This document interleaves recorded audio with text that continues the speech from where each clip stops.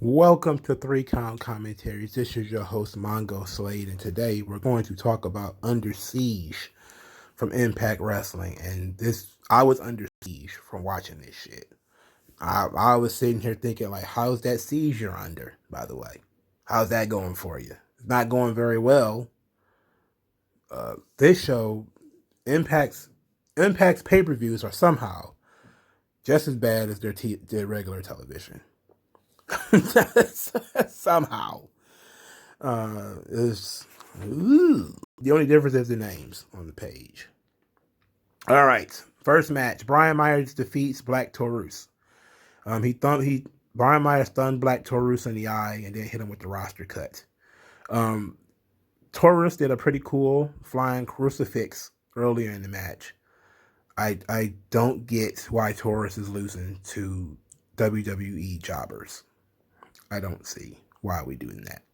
When you can push a fresh face to do something new, do something different. Like, Impact is in a unique situation where AAA, New Japan, AEW, they're all trying to help this promotion. They're taking turns giving Impact CPR, and Impact still manages to continue putting itself on a new noose every week. It's like, instead of trying to push any of those guys, they're just having old WWE guys beat them. But that's fucking weird. Stop it. Push Torus. Second match was Kimberly Susan versus Tenille Dashwood and Taylor Wilde. Who gives a fuck? But Taylor Wilde won. The tag team championship #1 contenders match was Ace Austin and Madman Fulton versus Triple XL versus Rohit, Raju, and Muhammad Ishira versus Tj Pm Petey Williams. So the rules were there was a fatal 4-way tag match, 2 in the ring at a time. So there was a nice chain of submissions by TJP. It was pretty sweet. He did a sharpshooter into an Indian deathlock. The finish came from Madman Fulton doing a tilt-a-whirl flatliner and Ace Austin delivering a running elevated splash, which he jumped off of Madman Fulton's back. And Ace Austin and Madman Fulton actually won, which I was surprised by, because considering since he's been with Madman Fulton, Ace Austin has had only specks of success. Of course, this begs the question, where's everybody else going to do? Who knows? Nobody has any idea what the hell's going on here.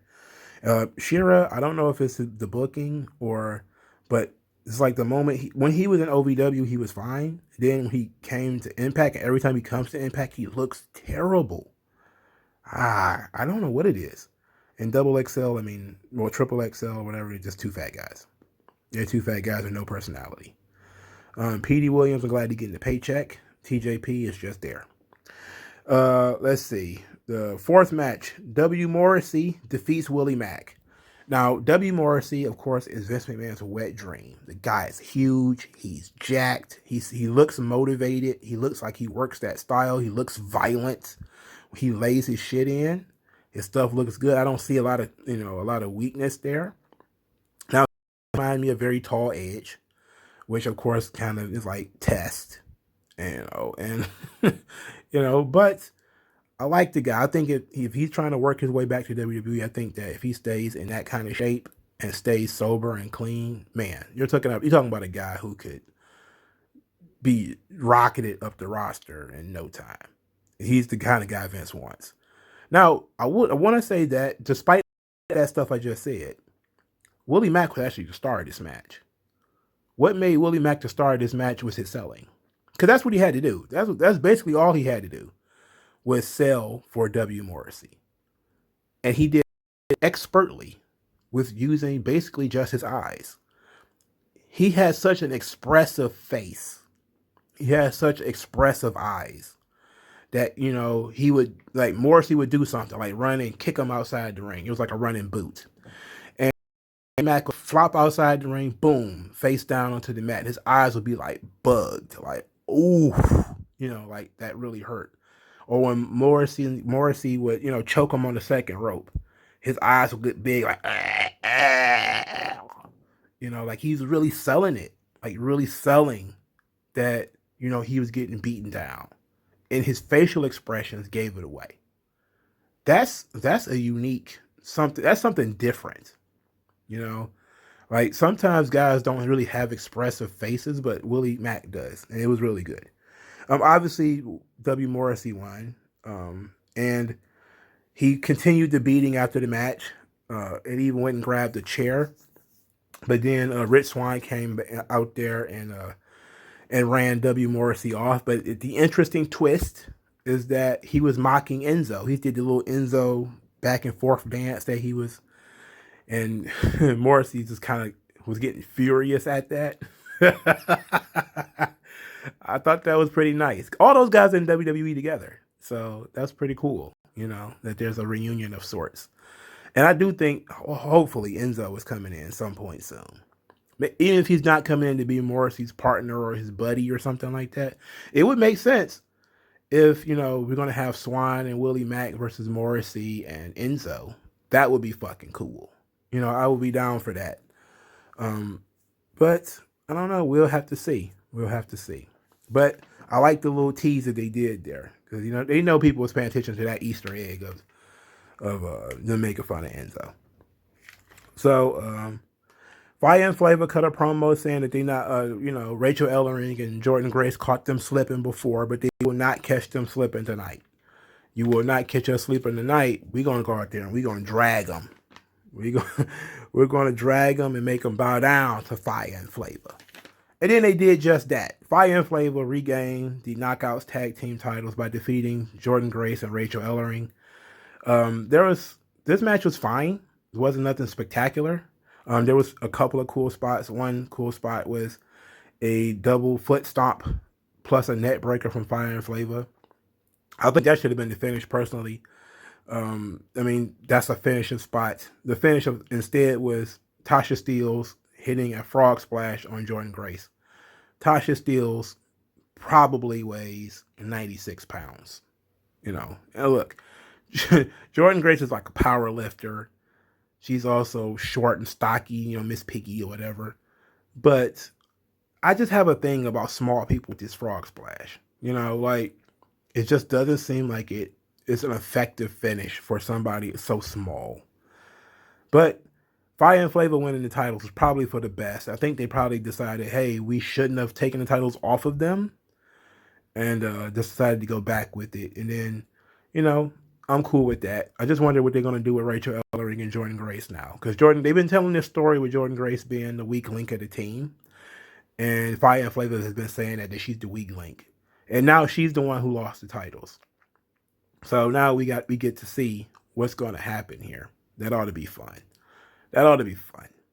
We got a Swingers Palace vignette where Allison was rooting for this guy who was losing a bunch of money in Swingers Palace.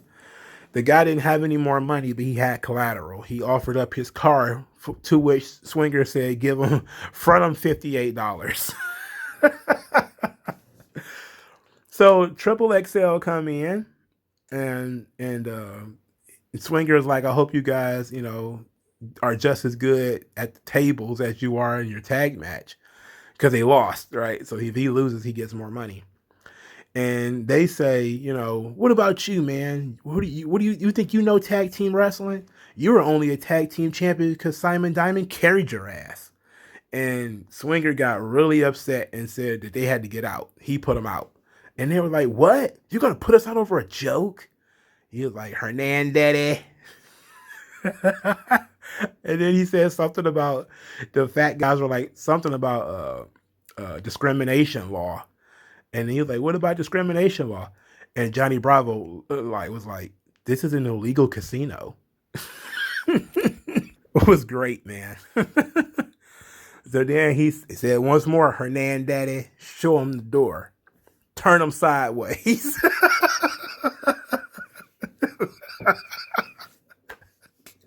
I love when he say that. That's the second time he's told him. He's kicked out fat people and said, turn them sideways. But then he go further than that, because he said as they were leaving, he called them the natural disasters. He called them the natural disasters, the earthquake and typhoon. I love Johnny Swinger, man. This shit was tremendous. Alicia is also now a swingerette. So works at the casino. That's hilarious, man. This Swingers Palace is no doubt the best shit that they're doing on Impact, and nobody's talking about it. I'm disappointed. All right, the sixth match. El Phantasmo versus Josh Alexander. This match was actually pretty good. El Phantasmo apparently has no personality and has no voice. He has not cut a single promo since coming to Impact. He's won 2 matches, got a title shot, right? He has not cut a single promo. I don't know what his voice sounds like. He's still acting like there's fans in the arenas. He's still, faking like he's, touching hands and doing the old Hulk Hogan with the ears. It's really ridiculous. He did a lot of his goofy white boy lucha where he, had Don Jardine walking across the ropes and doing the flippity doo dah off the ropes. He was also standing on Josh Alexander's nuts at one point. So they set up the finish with Josh Alexander laying in some chops on ELP. ELP moved and he chopped the ring apron. So that gave ELP the ability to work the hand. So he, of course, stomped the hand, grabbed the hand, bite the hand, twist the hand. And because the hand was weak, he couldn't apply the ankle lock properly.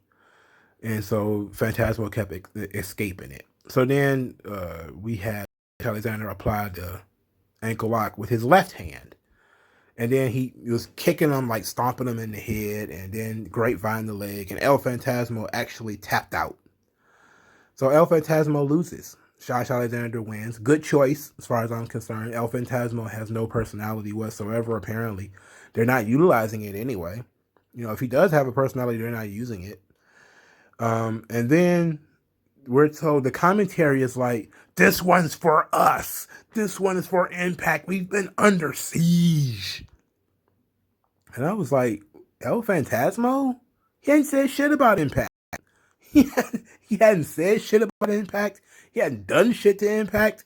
What the hell we mad at this guy for? This one's for us. No, it's for Josh Alexander. He's a fucking champion. Come on, man. What the hell's going on here, buddy? Why are we doing this? All right, so so to continue with that theme, we get Juice Robinson, who is babbling about something or other. And he's talking about there not being any back jumping, no numbers advantage. It's all even Steven from the jump this time, and they're going to defeat Good Brothers and Kenny Omega. And then Eddie Edwards said that, Impact has been under siege. That there's invaders in Impact. He says, that Don Callis and the Good Brothers, they work in Impact, but you wouldn't know it from the way that they act. And he says, but when I talk about people being invaders, I'm not talking about these two guys. About Finjuice. They do business the right way. They represent Impact, and I'm proud to have them in the company. But he's not proud of the Good Brothers, and he's not proud of Don Callis. And you know what? I like that promo. I like that because if you are going to do a "we've been invaded" type of promo or storyline, but you have two guys who are not primarily loyal to your promotion fighting on the side of your promotion, you have to explain why. And they did. Like, look, these two guys handle business the way Impact expects. They said they're going to be somewhere, they show up. They're going to go out and represent our brand by showing off our titles. They did it. They're not mocking us. They're not doing anything. They're representing us. And I like that. So I'll give it a pass. And that led to Kenny Omega and the Good Brothers losing to Finjuice and Eddie Edwards. This is out of order, by the way, because I forgot about the 7th match. So Don Callis does his usual for Kenny Omega, basically naming a lot of history's past champions. Stanislav Sabisco and Joe Stecker. These guys can't hold a candle to Omega. Now, this match is, Juice Robinson doing Dusty's jabs, which also Road Dogg would do. That's a big oof. Juice Robinson, I just don't get him. I don't get Juice Robinson. I don't get it. I don't know what he's supposed to be. I don't like his promo technique. I don't like it. I don't like it. He sucks. But the Eddie Edwards Kenny Omega part of this match was pretty fucking good. The little stretches they would do, because it's just two workers, And that was good stuff. And the finish comes with Eddie Edwards hitting the Boston Knee Party on Carl Anderson, who sold it like hell, and especially afterwards. Like he got pinned, but he was still like crawling on the ground and holding his jaw, and he almost fainted like on the ramp. Like he really, really, really sold. This Boston Knee Party was the most violent finish of all time. Like he got hit in the face with a shotgun. Like it was really crazy. But I walked away from this wanting to see Kenny Eddie Edwards, which of course begs the question: why do we have a number one contenders match if that's the match we're looking like we're going to set up here? There's still some unfinished business between Eddie Edwards and Kenny Omega, But maybe we'll talk about that after the winner of the main event. So match 7, Havoc versus Deonna Purrazzo. The reason I skipped this match is because the match was pretty standard for Deonna Purrazzo. She worked the Fujiwara armbar. And it wasn't Deonna's best match. She usually has pretty good matches. This wasn't her best. This Havoc was okay, but it's basically it was like a TV match. Deonna worked the arm. She did a tornado arm breaker, or I forget what they call it, a Hollywood divorce or whatever the hell. And then she went straight into the Fujiwara armbar, and it was a submission. Easy peasy Japanesey. So the main event, Matt Cardona versus Sami Callihan versus Chris Bay versus Moose versus Trey Miguel versus Chris Sabin. So earlier in the night, Sami Callihan was the only group to do a promo. And in his promo, he said that I may not be the hero Impact wants, but I'm the hero Impact needs. And I've said from day one, I put this company on my back. I've been carrying this company for 4 years, I guess since he left NXT. And, they have been really building this concept of Sami Callihan being the guy. So the rules are this match is one fall to a finish. So it's a 6-man, 6-way, one fall to the finish match. And Gallows Anderson came down to the ring and snapped Sami Callihan from the ring and assaulted him, beat him up. So he couldn't get back in. So he couldn't win. And that led to Moose winning. Moose with 2 chop blocks on the injured, surgically repaired knee of Chris Sabin. A spear, and that was it.